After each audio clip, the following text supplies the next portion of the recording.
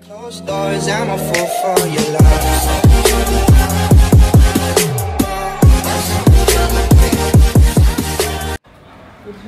Good morning po sa ating lahat. Andito po kami sa pining ng aking family. Ngayong umaga po, pumunta po kami sa isang restaurant na sikat po dito sa Pining. Sobrang laki. Lahat ng nakikita nyo yan na ganyang kalaki isang shop lang yan. Talagang pinipilahan siya ng mga tao. Pagka dumating ka dyan, kailangan kumuha pa ng number dahil talagang very overloaded na talaga yung tao. Kaya ayun, nag-intay rin kami ng medyo matagal-tagal. Di naman, mga 30 minutes lang naman.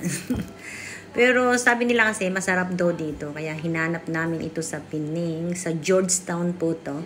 Ayan, pumipili na si Laokong. Yun, sarap-sarap. Pag nakita nyo sa personal, ko, mapapayami kayo talaga. Ang sarap-sarap niya. Ang dami-daming pagpipilian. At saka yung mga, yan, yung pinili ko. Sarap yan. Yem yan. Tsaka manggulay. Tsaka may konting taba ng konti. Yan. Umipili na si Lau ko. Kami muna dalawa ni husband ang namili. Saka na yung aking mga anak. Kasi nasa table pa sila naghihintay. Kaya inuna na namin sa aming mag-asawa.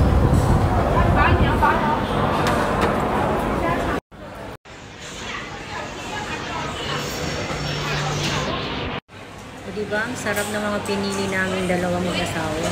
O, tingnan nyo, Yan, sarap-sarap niya. Tingnan nyo yung tao. Gano'ng karami. Laki-laki ng restaurant.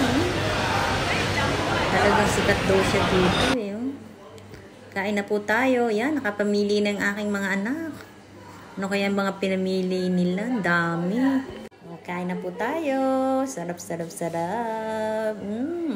Para sa inyo po yung una kong subo. Bye-bye po. Mag-concentrate muna akong kumain.